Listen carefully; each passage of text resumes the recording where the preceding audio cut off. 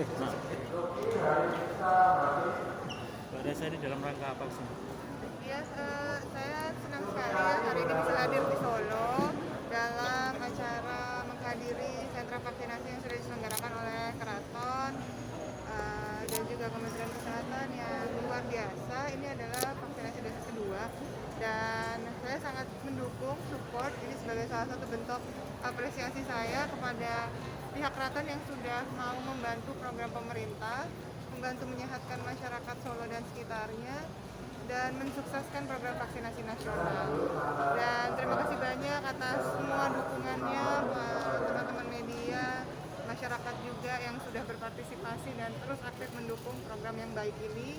Dan khususnya saya ingin mengucapkan juga terima kasih kepada Sinuwun Pakubuwono 13 yang memang sudah ingin memiliki inisiatif dan berhasil melakukan vaksinasi pada lebih dari 15.000 orang yang sudah disediakan dosisnya oleh pemerintah. Dan semoga ini bisa menjadi inspirasi ya untuk berbagai pihak dan seluruh masyarakat yang ingin melakukan vaksinasi, jangan lupa lakukan vaksinasi dosis kedua. Ya, jadi ini penting sekali. Banyak yang mungkin hanya sempat satu kali atau hanya berpikir hanya cukup satu kali saja vaksinnya, tapi untuk beberapa jenis vaksin ya selain Johnson semuanya membutuhkan 2 dosis. Jadi harap lengkapi dosis keduanya dan ikuti apa yang sudah dicanangkan oleh pemerintah. Jadi jangka waktu setiap vaksin itu berbeda, harap diperhatikan dengan baik dan dilengkapi semua dosisnya agar kita bisa segera keluar dari pandemi. Kalau untuk capaian vaksinasi dosis kedua di nasional ini apakah masih jauh tertinggal?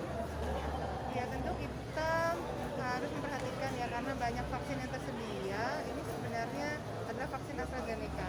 Jadi jaraknya AstraZeneca ini kan cukup lama 12 minggu. Sedangkan untuk vaksin jenis lain misalnya Sinovac sendiri seperti yang dipakai di sini itu hanya 4 minggu. Nah jadi kalau untuk vaksin yang cepat mungkin dosis keduanya bisa terdaftar cepat. Tapi untuk yang AstraZeneca tentu lebih lambat gitu ya perhitungan dosis keduanya.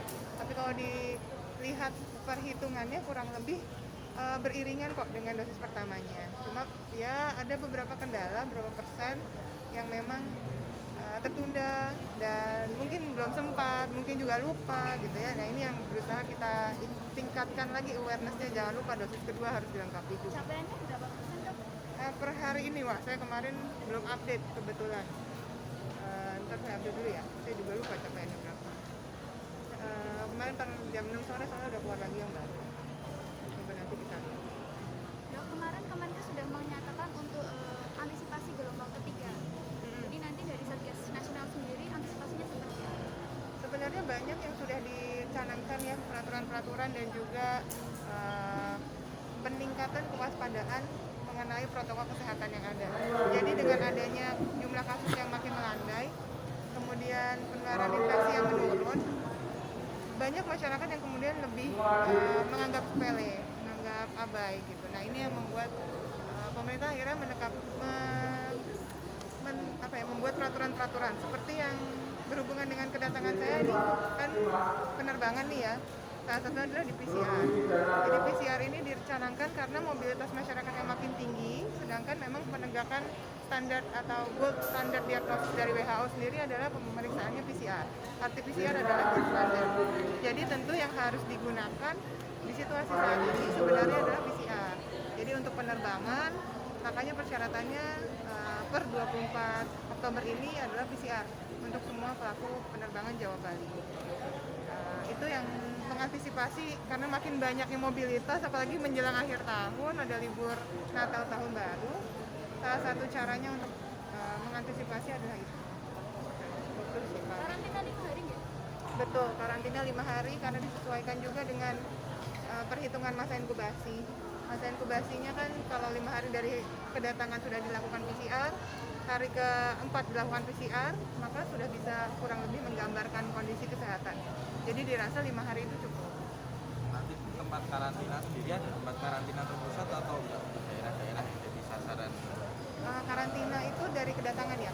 Kalau untuk kedatangan wisata, ini kerjasama dengan hotel ya, dengan banyak tempat hotel. Tapi kalau karantina isolasi terpusat pemerintah, sebenarnya hanya ditujukan untuk ASN yang bekerja ya, keluar ditugaskan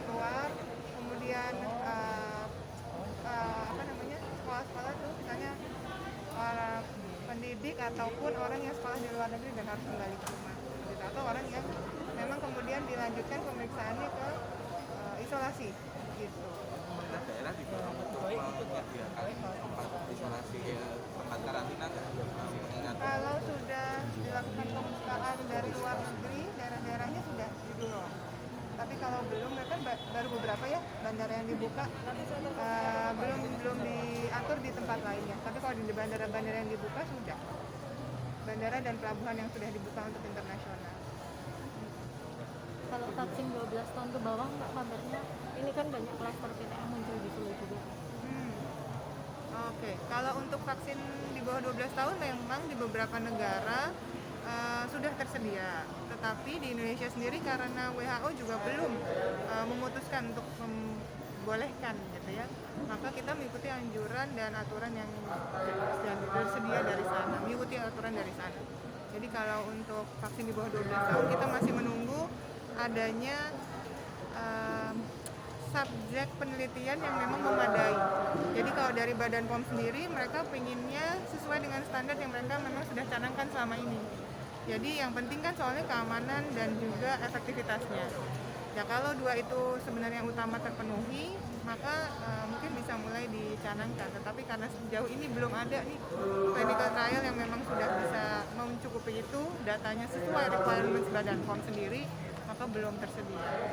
Kita doakan aja semoga ada ya secepatnya ya. Dok, ini kan kasus aktif itu di Solo mulai bermunculan kluster. Kalau untuk Satgas Covid sendiri ada penanganan di bawah Solo dari pemerintah daerah.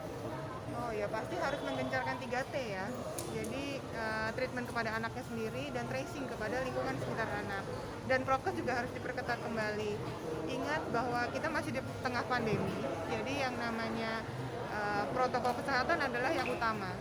Baik itu kepada anak ataupun dewasa. Jadi anak-anak itu bukan Superman yang kebal ya sama COVID ini. Jadi saya banyak melihat orang tuanya pakai masker, anaknya nggak dipakein masker.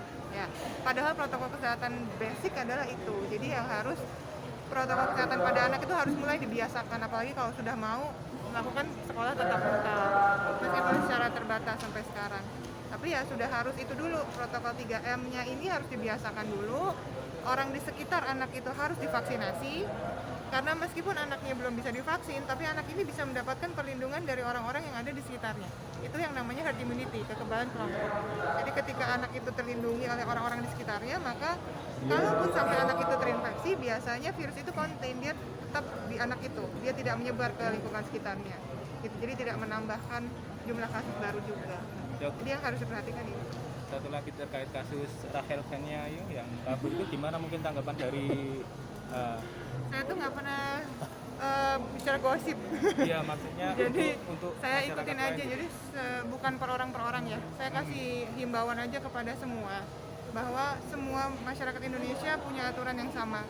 Jadi semuanya kalau misalnya datang dari luar negeri tentu harus mengikuti anjuran dan aturan untuk karantina.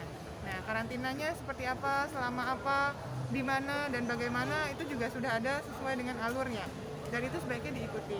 Jadi bagi siapapun yang ingin atau telah mencoba melanggar, saya harap introspeksi diri dan saya berharap agar hukum ditegakkan dengan baik di Indonesia. Itu aja. Berarti perlu tindakan tegas gitu. Tentu, karena satu orang ya apalagi yang bisa menginfluence orang lain sangat bisa menjadi contoh ya untuk orang lain. Jadi lebih baik saya takut salah ngomong. Ya lebih baik agar semuanya bisa menjadi contoh yang baik lah gitu untuk masyarakat. Dibantu salah satu oknum Satgas Covid juga. Tidak tahu, kita nggak tahu beneran. Kita tunggu aja penyidikannya hasil. Kalau kasus pelajar di Solo yang terpapar virus itu gimana mungkin dari ada banyak pelajar Solo yang terpapar virus setelah PTM itu mungkin dari Tanggapannya aja. Udah. Tadi sih sempat tanya ya. Yang penting pokoknya kalau PTM seperti ini kita harus lihat dua hal. Jadi PTM itu harus memenuhi semua persyaratan yang sudah dibuat oleh SKB 4 Menteri itu. Dalam persyaratan itu yang utama adalah sekolah dan lingkungannya itu harus dalam kondisi yang aman. Jadi kita harus ikutin terus pantau daerah tersebut tuh level PPKM-nya berapa. Dan ikutin semua anjurannya. Kalau level PPKM-nya ternyata level masih tinggi, ya tentu nggak boleh ada PTM terbatas dulu. Masih semua harus daring. Tapi kalau misalnya ternyata sudah rendah, dilihat 1-2 hijau, berapa bulan nggak ada kasus, ya nggak logis juga kalau terus-terusan daring. Ya, jadi tetap harus dicoba PTM terbatasnya. Tapi yang harus disayangkan adalah kalau misalnya tetap melakukan PTM terbatas tapi kemudian protokol kesehatannya tidak dijalankan. Nah, ini yang harus diketatkan. Jadi sekolah, jadi semua ini bukan cuma tanggung jawab sekolah ya, tapi tanggung jawab para pengajar, tenaga semua yang ada di sekolah, kemudian orang tua murid dan muridnya sendiri. Jadi untuk melaksanakan PTM ini agar bisa berhasil, semua pihak harus benar-benar kerjasama dan benar-benar ikutin. Jadi saling mengingatkan, saling vaksin ya, bagi yang bisa vaksin, kemudian selalu memantau satu sama lain. Jadi ketika mau berangkat ke sekolah, jadi jangan hanya di sekolah dipantaunya, tapi pulang dan pergi dari sekolah juga harus dipantau. Jadi itu tanggung jawab orang tua. Memperbolehkan anaknya PTM berarti harus bisa memastikan anak itu tetap prokes dari keluar rumah sampai pulang ke rumah lagi. Itu dulu. Kalau dirasa orang tuanya belum bisa, ya sebaiknya dipertimbangkan untuk melakukan daring dulu. Mbak Febri, yang keraton juga menyelenggarakan vaksin ini di daerah lain. Jadi awalnya kan memang Demikian wawancara kami dengan beliau juru bicara pemerintah pusat untuk COVID dan Duta Perubahan Perilaku. Beliau adalah Dr. Raisa Broto Asmoro yang didampingi oleh Koordinator Pelaksana Sentra Vaksinasi Keraton Kasunanan Surakarta Hadiningrat. Beliau adalah Raden Ayu Febri Hapsari Diko Kusumo.